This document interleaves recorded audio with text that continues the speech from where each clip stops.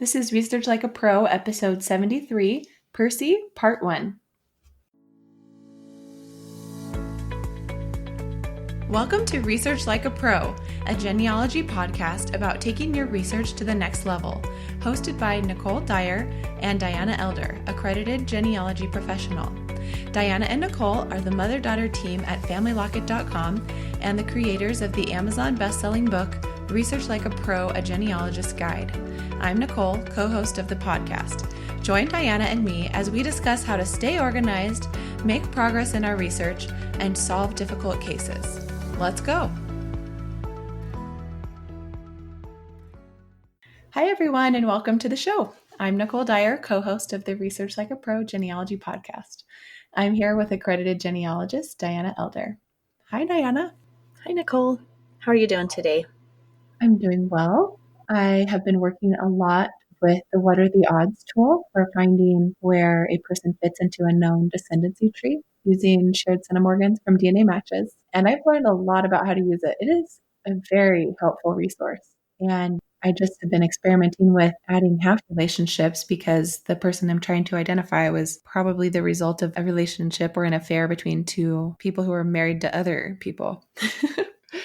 So that has been interesting to finding those half relationships and then seeing how the probabilities change because you will only share half as much DNA with a half cousin than you will with a full cousin.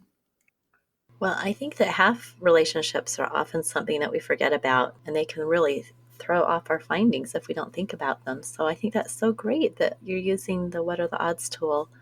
Yeah, I've just learned that it helps you identify which lines need more testing. So if one looks more probable, then you can spend your valuable testing money by focusing in on that more likely line.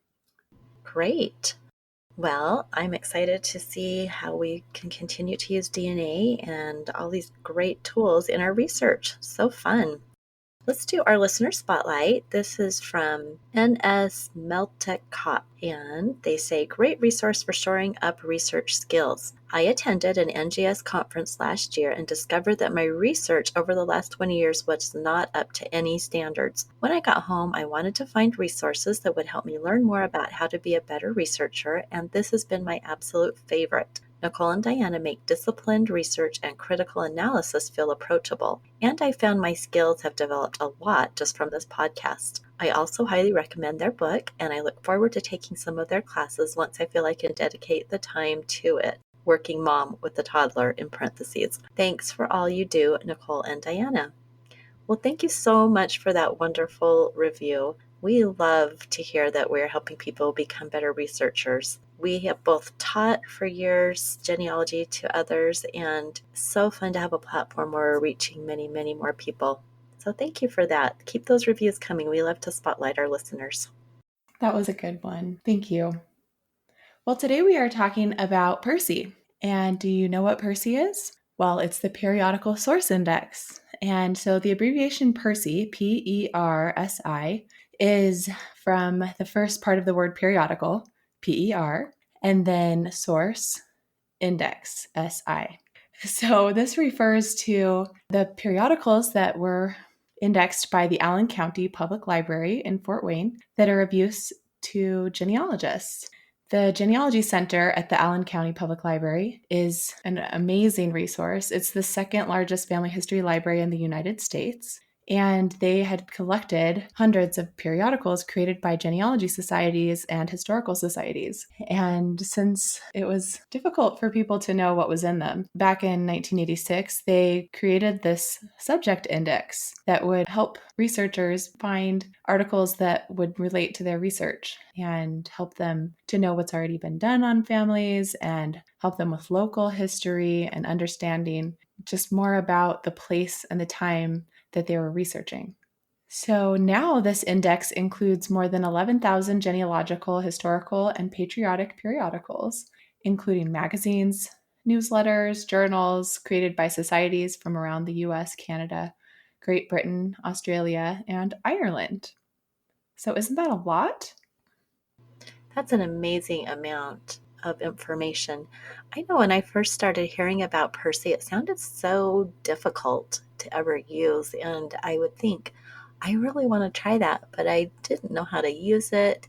and I'm excited that now we have got it being indexed and that we're being able to use FindMyPast. So tell us a little bit about that. Well, so originally the Percy index was created in books. And so you could access it in print format or microfiche format. But then recently, the index has become much more easily accessible through FindMyPast. And the website FindMyPast partnered with the Allen County Public Library in 2013 to publish the index on their website. And even better, they are working to include links to the articles as they are digitized in an ongoing project. So previously, you had to order the articles and they weren't online, but now many of the articles have been digitized and many more are planned to be digitized. So not only can you search the index for these articles and periodicals, but sometimes you can actually see the digitized version right away. So right now there are 2.7 million searchable entries in Percy. And so each entry describes a family history or local history article that was published from 1850 to the present. And it also describes the libraries that have a copy of that article and periodical. So Percy is kind of unique, and a lot of people do think of it as difficult because it's not an every name index or full text index like maybe we're used to.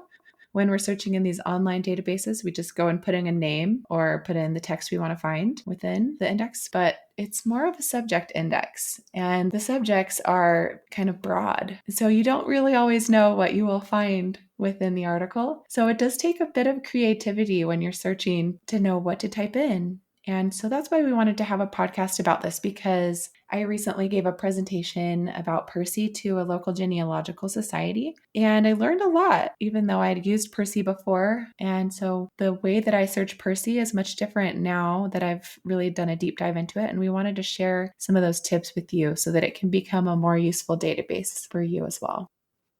Well, great. I think that's so fun that you really had to dive in because you were doing a presentation. And I love that about teaching genealogy. There's so many topics. It's impossible to be an expert on every one of them, but every time you do a class or write a blog post, you learn more, and that's so fun. So let's dive into Percy basics. Now, searching the index, like Nicole said, you have to be a little creative. There are different ways you can search. You can search by the subject, locality, or surname to reveal descriptions of helpful articles, and then you can narrow your results with places and keywords. Now, in my experience, the surname search is not often very helpful because I don't know, my people just were not mentioned in these types of articles very often, but I've had really good success with learning about the locality and certain subjects. But you might have a surname that you put in there and you get an article on your exact ancestor, and how fabulous would that be? So you could start off with your surname, then you could narrow it down to the specific place that they lived and maybe some keywords like an occupation or whatever you can think of that would help to uniquely identify the person you're looking for. Then you have to choose an article because you'll get a list and you'll click on the index transcription describing the article. You can view some details about that and determine if you want to order a copy of the article, if not digitized. Of course, we're all excited for the day when we can just click on it and it says digital image, click here, and that we can read it right from our computer. And how exciting will that be? You know, we just don't know what's around the corner with all the digitization going on, all these things that are going to become even more accessible to us from our homes. So let's say this is an article, sadly, it's not digitized. What do you do? Well, then you can order a copy. You can use your library's interlibrary loan feature, or you can order directly from the Allen County Public Library. They have an order form available for you. And you may also be so lucky as to find a library near you that has copies of the actual periodical, or you could hire a researcher near the Allen County Public Library, which is in Fort Wayne, Indiana, to go there and make copies for you. So this is an example of a source where you would be digging a little bit deeper.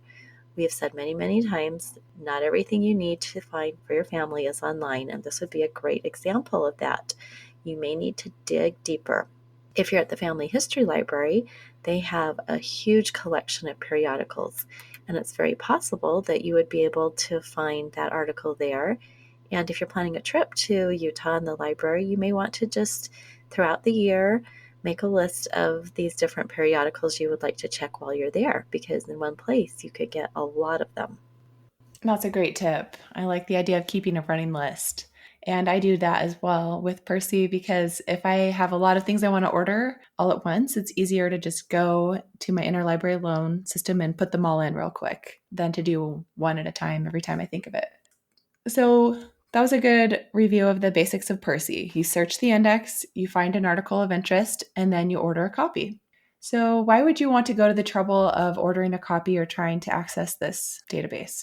Well, Percy can help with your research because you can learn about what has been discovered about your ancestors by previous researchers. Often, people will submit their research to their local genealogy society to be published. And now that we have online public trees, maybe you've already seen what's in the periodical, but sometimes you will find that research done a long time ago isn't in an online tree. It was just published and then forgotten. So you never know. You can also benefit from using Percy by learning tips for how to research in a specific locality. So, a lot of the articles in these periodicals are about how to trace ancestors in a county or a state. And there will be a lot of articles about methodology and tips for researching. And you can narrow down to these types of articles within the Percy index by checking a box at the bottom of the FindMyPast Percy search page. It's the how to box.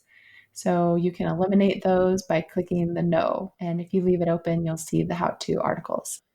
Well, one of my favorite things you can do with the periodical source index that's a really big boon to you is finding abstracts and transcriptions of records. Often these will be included in a local genealogy society or local historical society periodical. And it could be a tax list or a church record, voter records, land records, county court records, and more.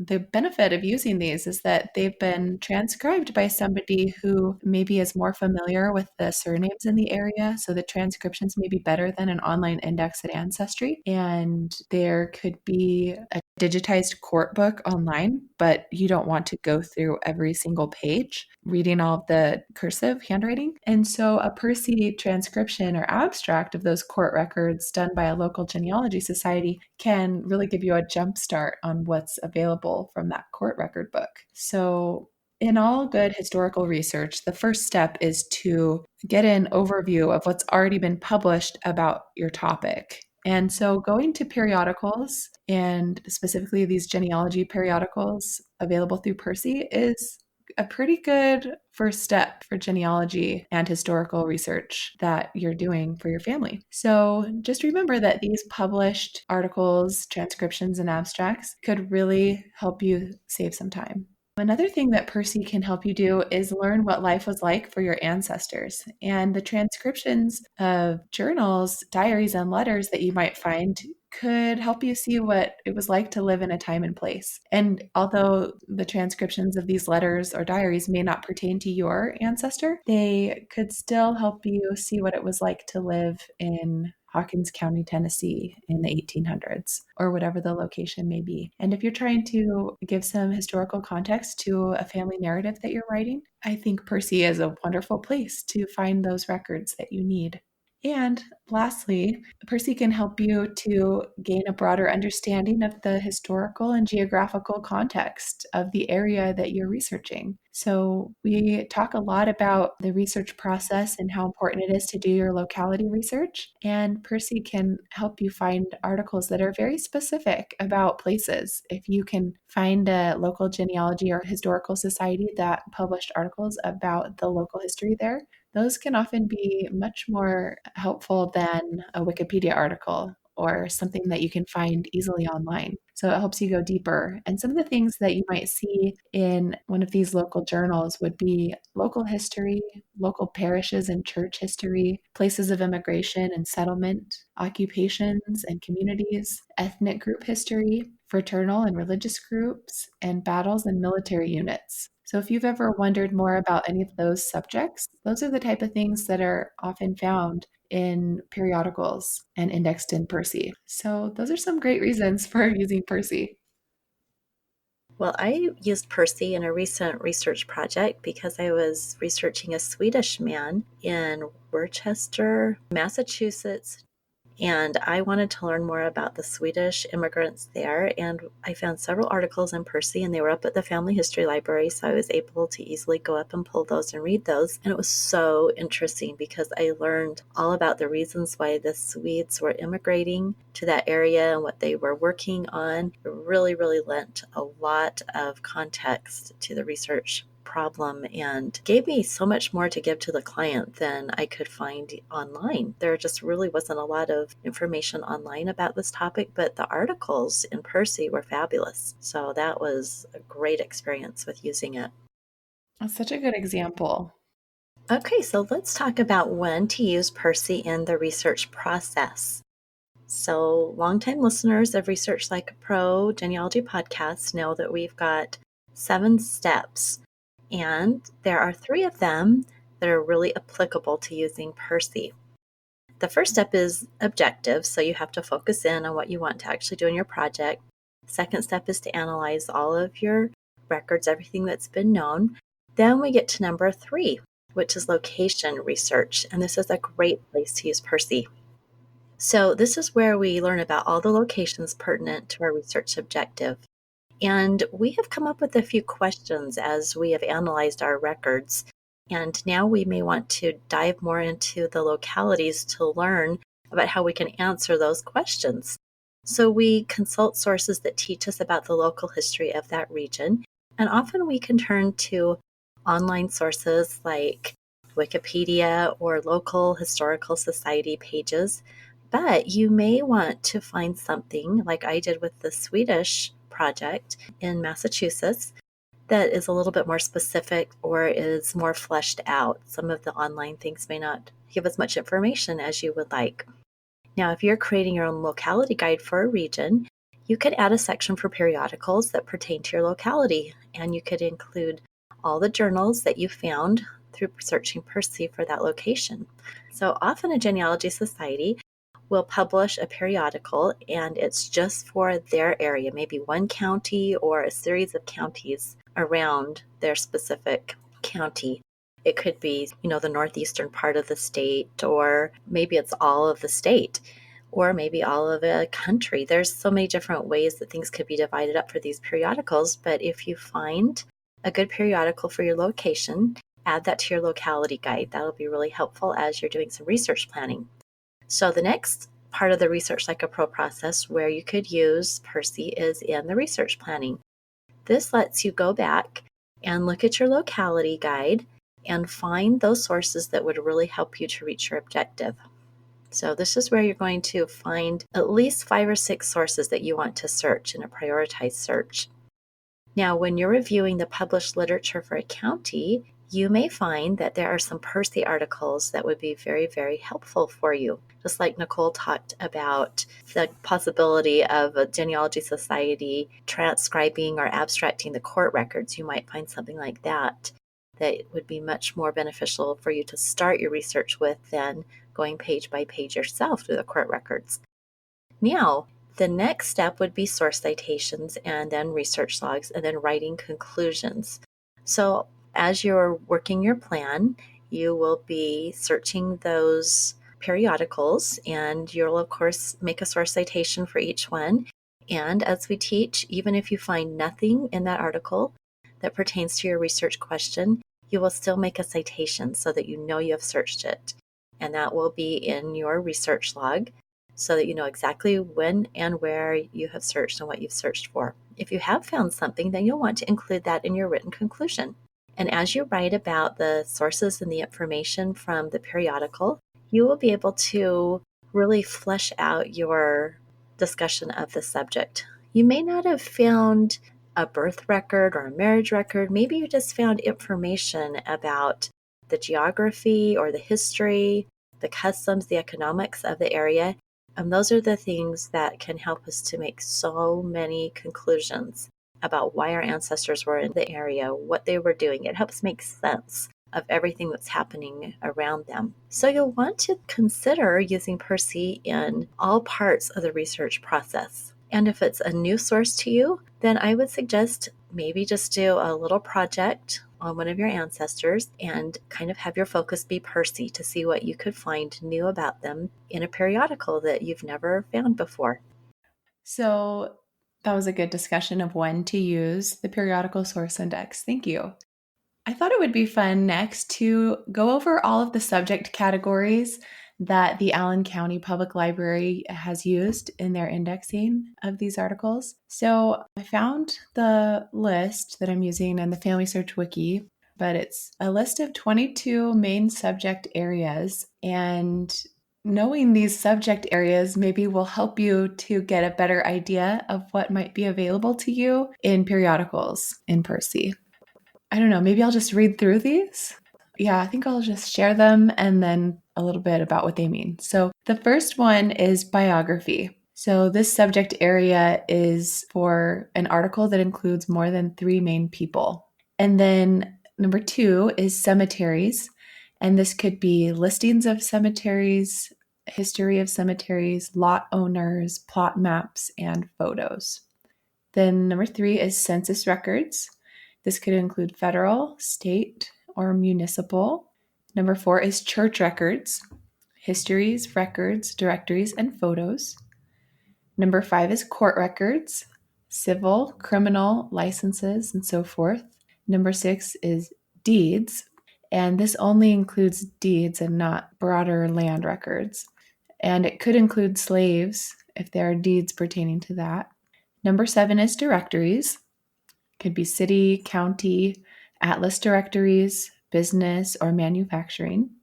Number 8 is history, narratives on localities, companies, houses, ethnic groups. Number 9 is institutions, and this could include orphanages, hospitals, poor farms, poor houses, prisons, and photos of those. Number 10 is land records. And this includes anything pertaining to land that is not a deed. So they kind of separated those out. And then number 11 is maps.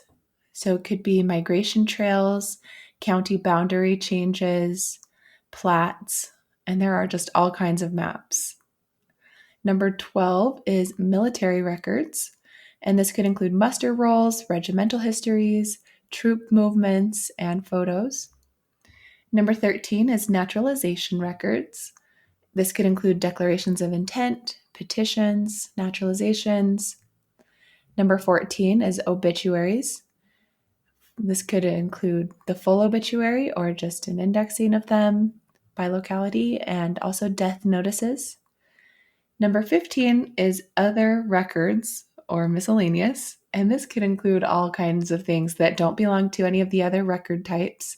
Could include archaeology, extracted local newspaper items, and photos.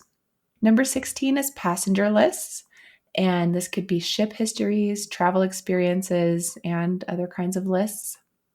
Number 17 is probate records, and this could include administrations, guardianships, apprentice documents. Number 18 is school records, attendance, student lists, histories, teams, photos. And number 19 is tax records, personal tax, property tax, income tax, and so forth. Number 20 is vital records. This could include births, marriages, deaths, coroner inquests, funeral homes, and so forth. 21 is voter records. This could be lists of voters, elections, election procedures. And 22 is wills. And this could include indexes of wills, abstracts of wills, transcriptions, and it can include slaves. So that is separate from the probate records. So there's 2 different categories for that. And sometimes in Percy, you'll see that an article will be tagged with multiple subject areas. So that is something to keep in mind. So, wow, isn't that an exhaustive list of all the different types of subjects? That is a really great list. As you were reading through those, I had so many ideas of different types of searches I would love to do on my ancestors. I was really excited hearing about some of those. I think we just really get caught up in the idea that if it's not on Ancestry or Family Search, then we can't find anything. And just hearing all those different subjects of little places that our ancestors could be listed is amazing. Well, let's just give everybody an example of what some of these periodicals might be titled as, because they're all across the board, different kinds of titles. So here's just some random ones. There's the Arizona Historical Review. There's the Central Virginia Heritage. There is the Massachusetts Genealogical Council Newsletter. Another one is Methodism in the Tennessee Conference. How about the California Mennonite Historical Society Bulletin? Then we have the LaGrange County Historical Society Newsletter, the Wabash Valley Generations, and the Georgia Genealogists. So you can see there is just a wide range of different types of titles. Now, there are some periodicals in Percy from Canada, Great Britain, Australia, and Ireland. And some examples of these are the Alberta Family History Society Quarterly, the St. Lawrence Chronicler, Kent Family History Society Journal, Railway Ancestors Information Journal, Bedfordshire Family History Society Journal, the Midland Ancestor, Macklemore Miscellany, and the Glamorgan Family History Society Journal. So I know a lot of researchers who get really frustrated with working in Canada, Great Britain, Australia, and Ireland because they're not as familiar with their records, or some of the records don't seem to be online. And this might be a really great way for you to dive in and find more information about your area that your ancestor came from. Who knows what you might find. I just want to say that that is only a very small sampling of the types of titles you'll find in Percy, because there are 11,000 periodicals in Percy. So that was just like 10 of them. But it kind of gives you a good idea about how they're all titled so differently. It's kind of Yes. fun. Now, Nicole, you and I have both researched a lot in Tennessee, so this was an article that I think was really interesting from the Tennessee Genealogical Society, and the title of it is Davidson County, Tennessee Tax List of 1805. And that's pretty cool. And it looks like that you found some information on a dyer that you were researching. Do you want to tell us about that? Okay, so I was researching Baldy Dyer. That was his name. And I knew that he lived in Davidson County because when he died, his family collected his pension from his service in the War of 1812. And I could not find any more information about him, but I thought maybe he would be on the tax list. So I searched the Ancestry Collection Tennessee tax lists, and I didn't find him, but I did find somebody named Rudy Dyer, and he was in Davidson in 1805. And I thought, maybe that was Baldy and they just couldn't read it. So when I looked at the image on Ancestry, sure enough, it was awful. It was so difficult to read. The image copy was a poor copy, and even zooming in, it was still hard to read. I couldn't even read the titles of each column to make sense of the tax record. And so I then thought to myself, I wonder if there's somebody in Tennessee in a genealogy society who has transcribed this list and done a better job than this indexer. Maybe they could have access to the originals and seen a better image of it.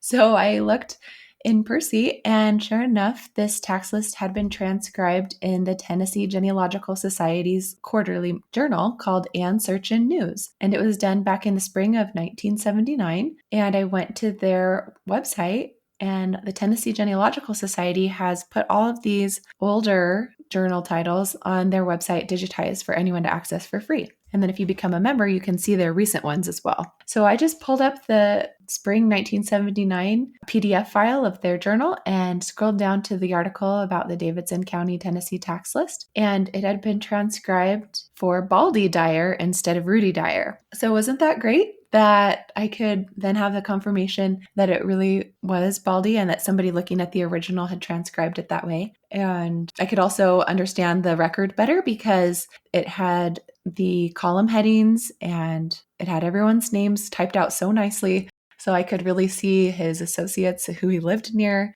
And it just was so much more helpful than looking at that poor image copy on Ancestry. That's a great example. I know in my SLID class on Southern Research, one of the examples was the teacher had gone into a county courthouse, I believe in Tennessee, and was talking about these enormous tax books. and he said they were in color. And so when they took the image copies of them, they were terrible copies. It just did not translate Oh, digitally because they were doing black and white. And so you literally had to go there and look at it in color to be able to read it. wow. And so I wonder if that was maybe a similar situation like this. I'm so curious now. We have to go to Tennessee. We do. So that is such a great example of something that was online but was so difficult to read, and that going to the periodical really clarified the information. So let's just do a couple other examples of titles that you have used. One was called Letter, Abraham H. Dyer, Greene County, Tennessee. That sounds like fun. And then there was one called Some Early Families of Hawkins County. So I am assuming that those were also important to your research. Did you find things in those that helped you also? Yes, these were both very interesting. The letter was written by Abraham H. Dyer, and he was sending it to relatives who still lived in Hawkins County. So that's why it's included in the Distant Crossroads periodical, which is created by the Hawkins County Genealogy Society. And the letter mentioned a ton of relatives. So I could really just draw out a family tree on paper with all of the clues that he used in the letter. And then after I had that, I went and searched in ancestry trees and family search to figure out who these dyers were and to see if they related to my research subject. And so far, I haven't found a connection yet, but it was really interesting to read the letter. It was a letter written in the 1860s, I believe. So it had a lot of information about the Civil War and happenings at that time. And then the other article you mentioned, Some Early Families of Hawkins County, Tennessee, that one was amazing. I had no idea what it would be about, but it was about my research subject and his family, John Robert Dyer. And it was submitted by a cousin to my family, who I've since also connected with through DNA. And it was submitted back in 1985. So it was her research on the family, and it had all the children's names. And I already had the same information, so it didn't give me anything new, but it did give me a connection to that researcher and her address so I could contact her. Wow, that's amazing. So you not only found information about your research subject, but you found another researcher to collaborate with. Mm-hmm. That's so cool. Well, like I mentioned earlier, I used Percy when I was doing this project in Massachusetts, learning about why Swedes were immigrating to the area. And I didn't find my specific research subject in it, but I got a lot of history and information about them wanting to come over and work in the factories there. And they were skilled machinists. And Sweden at the time, I think it was the early 1900s, was in a depression because it was after World War I. And so they were coming to the United States to find work for just a period of time and then going back to Sweden. And it was very, very helpful because if we're just looking at a person in a census or even in city directories, we have no idea unless we dig into things why they're there. What is their motivation for coming to the United States? And so this really helped me to understand why the Swedes I was researching kept going back and forth between the United States and Sweden. They were just coming here to earn money and then going back and then coming back to earn some more money. It put it all into context and really helped to enlighten the case. So I was very grateful that I had used Percy in that instance. So for me, I just found it at the Family History Library, but I think that's great that you can get these articles down there in Tucson through your library. So really, they should be accessible to just about anyone through one of those avenues, right? Yes. I requested it through interlibrary loan, and instead of copying it and sending it through snail mail, the librarian copied it and uploaded it to email and sent it to me by email. So that was a great, very efficient way to receive it. Wow, that's even better because I'm sure you don't live right next to the library, so that saved you a trip. How wonderful. Yeah, it's great. I think that's a good place to end this episode, and we'll have to do a Percy part 2 because we have some more information for you about how to search Percy, and it's not as easy as you might think. So, in our next part about how to search Percy, we'll tell you some tips for searching Percy and the different fields that are available to use in your search, and how to obtain the article once you find the transcription of the description of it. So we'll talk to you guys again soon. All right, everyone. Bye-bye. Bye. Thank you for listening to Research Like a Pro with Diana Elder, accredited genealogy professional, and Nicole Dyer. We hope that something you heard today will help you make progress in your own genealogy research. If you like what you heard, please leave us a review on iTunes or Stitcher, or visit our website, familylocket.com, to contact us. You can find our book, Research Like a Pro, A Genealogist Guide, on Amazon.com and other booksellers. We hope you'll start now to research like a pro.